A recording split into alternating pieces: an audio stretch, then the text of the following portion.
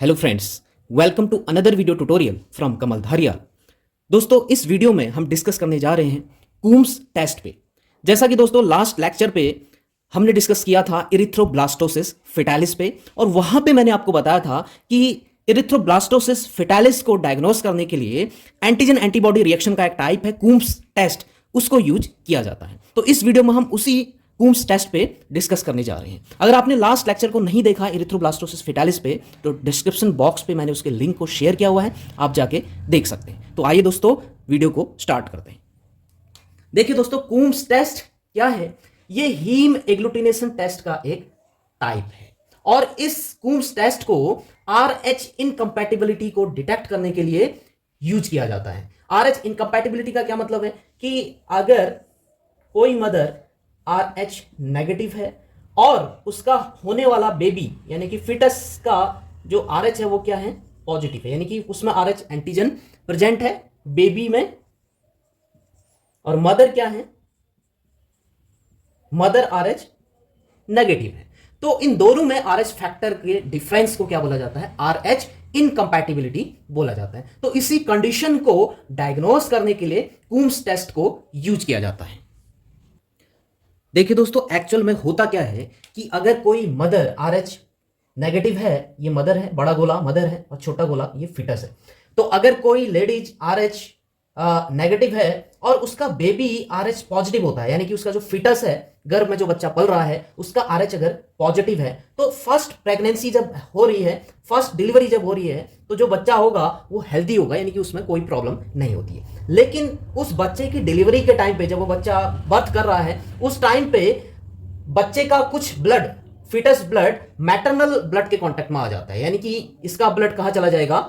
बच्चे का ब्लड मां के ब्लड सर्कुलेशन में चला जाता है। तो जिससे क्या होगा कि ये RH एंटीजन जो बेबी में प्रेजेंट है वो मदर के सर्कुलेशन में चले जाते हैं। Got it? लेकिन बच्चा क्या है, इस यहां पे हेल्दी है। सब्सिक्वेंट जब प्रेगनेंसीज होती है, यानी कि नेक्स्ट प्रेगनेंसी में क्या होगा?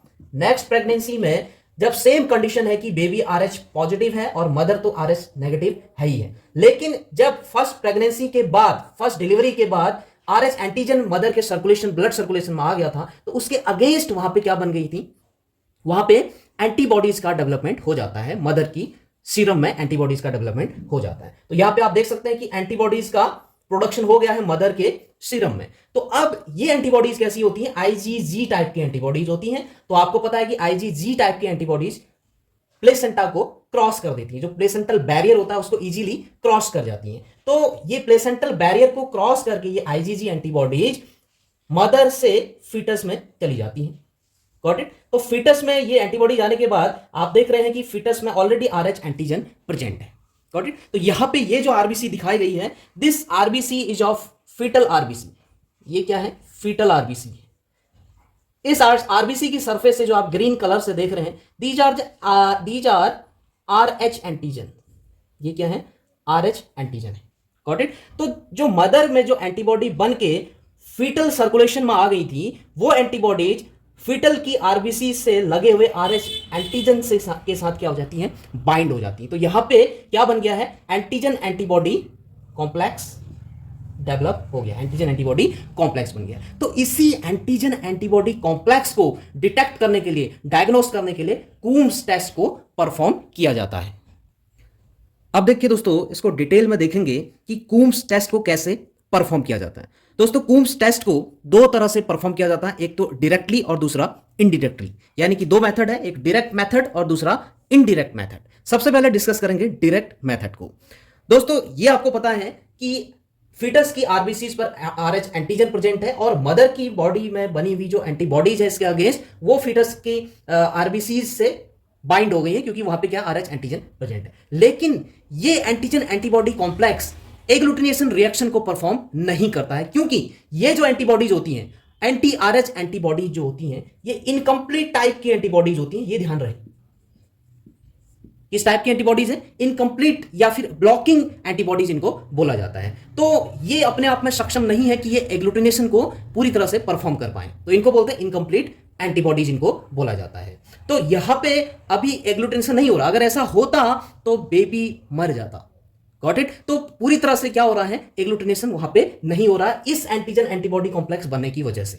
लेकिन अब जब हम इस पे क्या करेंगे, बेबी की आरबीसी को हमने लिया है, यानी कि बेबी के ब्लड को हमने लिया है, फिटस ब्लड या बेबी के ब्लड को हमने लिया है, उसमें हम डायरेक्टली क्या ऐड करेंगे, कूम्स रिएजेंट को ऐड किया जाता है। कूम्स रिएजेंट क्या है, एंटीबॉडी टू आईजीजी को क्या बोला जाता है, कूम्स रिएजेंट बोला जाता है। और इसको कैसे बनाया जाता है, जब ह्यूमन आईजीजी को एनिमल में इंजेक्ट किया जाता है तो वहां पे क्या बनता है, इसके अगेंस्ट एंटीबॉडीज बनती हैं। उसी एंटी आईजीजी एंटीबॉडीज को क्या बोला जाता है, कूम्स रिएजेंट बोला जाता है। तो जब कूम्स रिएजेंट को फीटस ब्लड के साथ ऐड किया गया तो क्या हुआ कि यहां पे क्या हुआ कि Coombs reagent, got it, in RBC से क्या हो गया, इन आरबीसी की सरफेस पे जो एंटीजन एंटीबॉडी कॉम्प्लेक्स लगे हुए हैं उनसे अटैच हो गया। यानी कि ये किससे अटैच होता है, जो एंटीबॉडीज का एफसी एंड है, this one is the FC and, in FC and से जाके क्या हो गया, कनेक्ट हो गया, बाउंड हो गया। तो इस ऐसा होने से क्या होता है, तुरंत ही इन आरबीसी का क्या हो जाता है, एग्लूटिनेशन हो जाता है, एग्लूटिनेशन।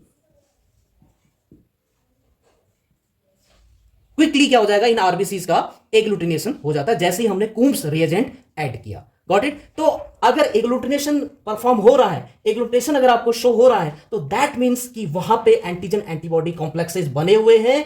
यानी कि बेबी के फीटस में, बेबी की आरबीसीज में क्या था, आरएच एंटीजन प्रेजेंट था, और मदर की बॉडी में आरएच एंटीजन के लिए एंटीबॉडीज बनी, और वो बेबी के आरबीसी से जाके अटैच हो गया और वहां पे एंटीजन एंटीबॉडी कॉम्प्लेक्स बन गया। तो जब हमने उसमें कूम्स रिएजेंट ऐड किया तो एग्लूटिनेशन रिएक्शन हो गई, गॉट इट। तो अगर एग्लूटेशन हो जाता है तो दैट मींस कि ये एंटीजन एंटीबॉडी कॉम्प्लेक्स यहां बना हुआ है। इसका मतलब क्या है कि उस बेबी में क्या प्रॉब्लम है, एरिथ्रोब्लास्टोसिस फिटालिस की उस बेबी में प्रॉब्लम है, गॉट इट।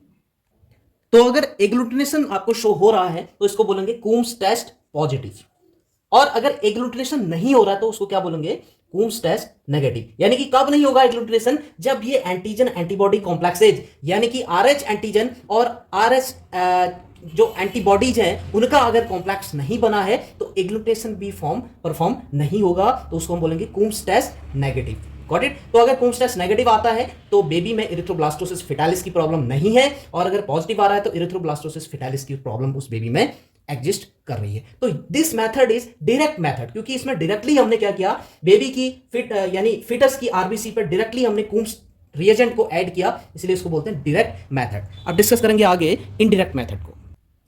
इनडायरेक्ट मेथड से आरएच एंटीबॉडीज जो कि मदर के सीरम में फ्रीली घूम रही हैं, फ्रीली प्रेजेंट हैं, उनको डिटेक्ट करने के लिए इनडायरेक्ट मेथड को यूज किया जाता है। यानी कि क्या है कि मदर के सीरम में फर्स्ट डिलीवरी हो जाने के बाद जो मदर के सीरम में आरएच एंटीजन के लिए एंटीबॉडीज बन गई, और वो एंटीबॉडीज फ्रीली घूम रही हैं सीरम में, क्योंकि वहां आरएच एंटीजन तो है नहीं उसकी आरबीसीज पे, क्योंकि मदर आरएच नेगेटिव है, उसकी जो अपनी ओन आरबीसीज है उनके सरफेस पर आरएच एंटीजन प्रेजेंट नहीं है, तो वो जो एंटीबॉडीज बनी है उसकी सीरम पे वो कहीं भी जाके बाउंड नहीं होंगी, वो फ्रीली आपकी मूव करती रहेंगी सीरम पे। तो free RH antibodies in mother's serum, हम क्या ले लेंगे, मदर का सीरम ले लेंगे, और उस सीरम पे हम ऐड करेंगे क्या, एक ऐसा रिएजेंट ऐड करेंगे जिसमें क्या हो, जिसमें आरबीसीज, ऐसी आरबीसीज हो जो कि आरएच एंटीजन से बाउंडेड आरबीसी को हम ले लेंगे,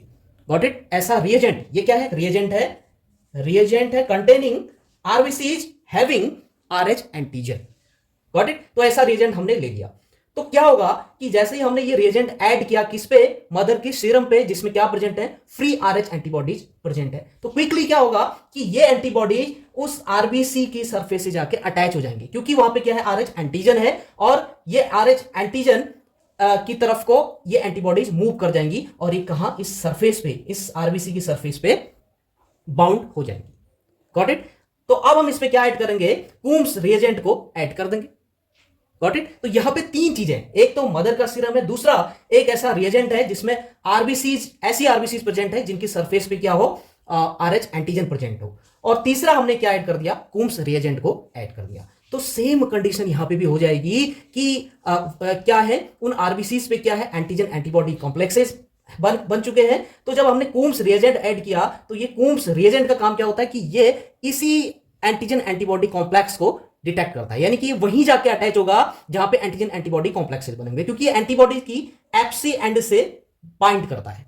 गॉट इट? तो अगर ये कॉम्प्लेक्सेस बने हैं तो ये कूम्स रिएजेंट यहां पे क्या हो जाएगा, अटैच हो जाएगा, और रिएक्शन आपको कैसी मिलेगी, एग्लूटिनेशन के फॉर्म में मिलेगी। Got it? क्या रिएक्शन मिलेगी, एग्लूटिनेशन रिएक्शन आपको मिलेगी। तो इस रिजल्ट को हम क्या बोलेंगे, कूम्स टेस्ट पॉजिटिव रिजल्ट।